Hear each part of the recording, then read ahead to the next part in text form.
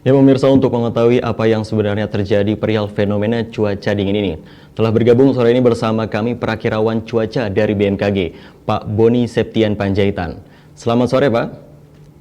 Selamat Mas. Belakangan ini mungkin terjadi fenomena cuaca dingin di sekitar Indonesia atau di wilayah Indonesia. Apakah itu termasuk atau fenomena apelion? Bagaimana penjelasannya Mas Beni? Oh, jadi mungkin kita mulai dulu ya dari fenomena apelion. Apelion itu kalau kita tahu itu fenomena astronomi biasa ya, di mana posisi bumi, orbit bumi berada pada posisi terjauh dari matahari. Nah, kalau dihubungkan ini dengan fenomena dingin yang mungkin dirasakan masyarakat akhir-akhir ini, mungkin pengaruhnya cukup kecil ya, karena emang fenomena dingin ini itu sebetulnya sangat terkait dengan fenomena periode musim kemarau yang tengah terjadi di wilayah Indonesia, khususnya di wilayah selatan Indonesia, yang memang dalam beberapa bulan ini, khususnya sekarang Juli ini masuk ke periode musim kemarau yang minim terjadinya hujan begitu. Baik, selanjutnya Mas Boni, apakah fenomena cuaca dingin ini biasa terjadi di Indonesia? Untuk fenomena cuaca dingin seperti ini sebetulnya ini biasa ya, hampir setiap tahun terjadi, terutama pada periode musim kemarau. Jadi di mana fenomena dingin ini merupakan tanda bahwa kondisi musim kemarau itu dalam fase menuju puncaknya, di mana perkiraan dari BMKG sendiri menunjukkan bahwa di beberapa tempat untuk musim kemarau puncaknya terjadi di bulan Agustus. Jadi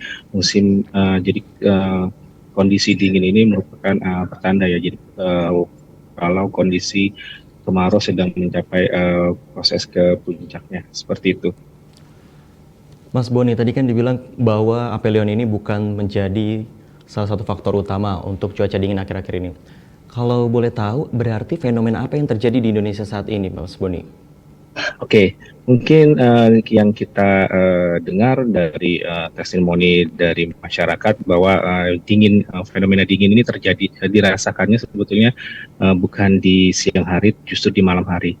Nah, di periode-periode musim kemarau di mana bertiup angin timuran atau angin monsun Australia, di mana pola ini terjadi karena massa udara berasal dari Australia. Massa udara ini bersifat kering dan melewati wilayah Indonesia, khususnya di sekarang ini di wilayah selatan, di mana wilayah selatan ini termasuk Sumatera bagian sisi selatan, Kalimantan bagian yang bagian selatannya, Sulawesi Selatan, lalu Jawa, Nusa Tenggara Barat, Nusa Tenggara Timur. Nah, angin-angin yang bersifat kering ini membuat pertumbuhan awan semakin susah ya, semakin sulit terbentuk. Akhirnya di mana akhirnya juga minim terjadinya hujan.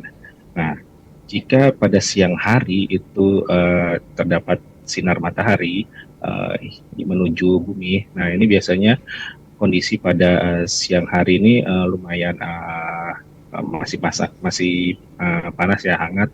Nah, bumi itu pada siang hari biasanya menerima bersifat menyerap panas, dan pada malam harinya ya melepaskan radiasi.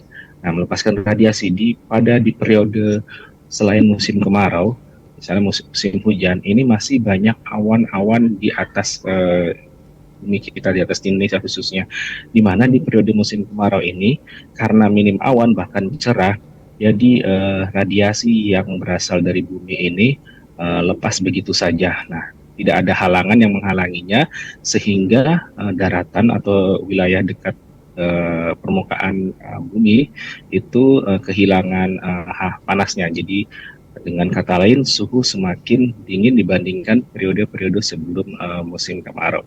Nah, itu yang terjadi. Makanya jika kita mungkin dengar tadi, uh, masyarakat merasakannya justru biasanya di siang masih panas, justru malamnya lumayan dingin. Jadi ada kontras perbedaan suhu yang terjadi seperti itu, Sriki. Baik, lalu Mas Boni, sejak kapan Dan sampai kapan fenomena ini akan terjadi di Indonesia? Baik, fenomena ini seperti yang tadi saya sebutkan itu merupakan pertanda ya bahwa musim kemarau sedang dalam proses menuju puncaknya. Nah, sampai kapan ini adalah selama musim kemarau, terutama pada puncaknya. Puncaknya, menurut perkiraan BMKG, sekitar bulan Agustus. Jadi sekitar bulan itu akan mungkin di beberapa tempat terjadi tren suhu yang lebih dingin daripada biasanya seperti itu. Baik, selanjutnya apakah fenomena ini berbahaya bagi manusia atau ada pengaruhnya tidak Pak untuk manusia? Untuk pengaruhnya sebetulnya fenomena ini tidak terlalu berbahaya ya, tapi mungkin memang pada saat puncak musim kemarau di mana di beberapa tempat biasanya yang terjadi adanya embun-embun beku ya. Biasanya itu seperti di daerah-daerah tinggi di wilayah Jawa seperti Dieng biasanya.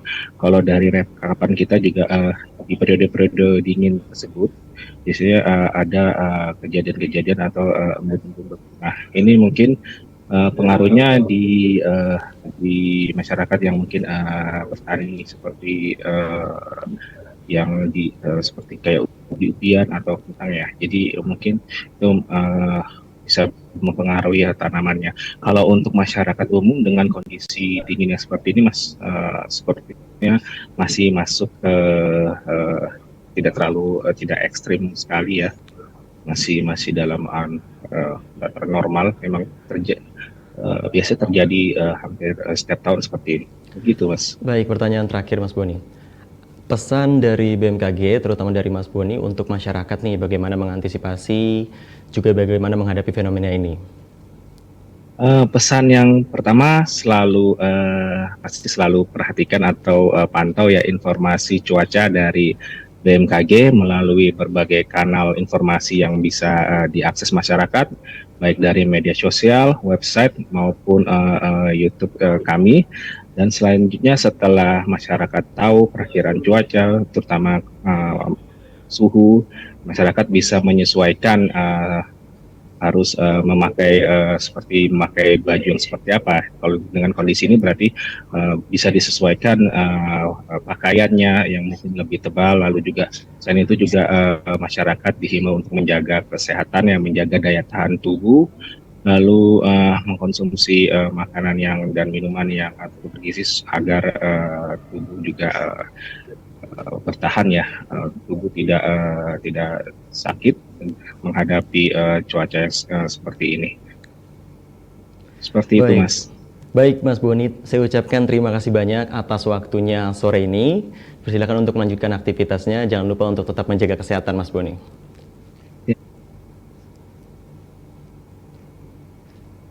Israel lancarkan